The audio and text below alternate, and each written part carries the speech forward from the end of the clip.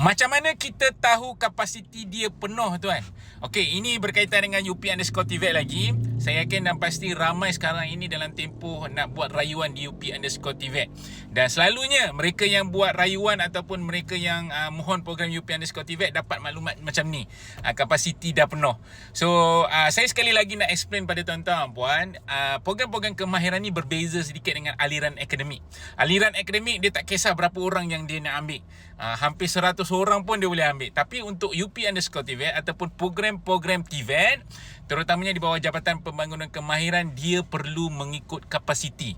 Satu lecturer ataupun satu pegawai penilai, 25 student sahaja dia boleh ambil. So, katakanlah dalam satu college itu, atau contoh Fanil Ibu College, dia ada 4 pensyarah ataupun pegawai penilai. Maksudnya dia boleh ambil 100 pelajar sahaja.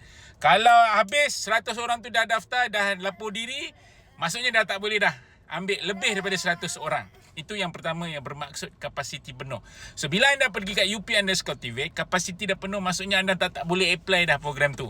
Dan dalam tempoh rayuan ni, sekiranya anda nak buat rayuan dan anda nak program yang anda minat, dan program itu tak ada dalam senarai rayuan, itu bermaksud program tersebut sudah kapasiti penuh. Mana-mana program yang anda sekarang ni tengah nak buat rayuan dalam tempoh rayuan ni di UP_TVET, kalau program tu tak ada ataupun institusi tu tak ada dalam senarai rayuan, itu bermaksud kapasiti dah penuh. Maksudnya kolej tersebut ataupun institut latihan kemahiran awam tersebut tak boleh daftar ataupun tak boleh ambil student lagi.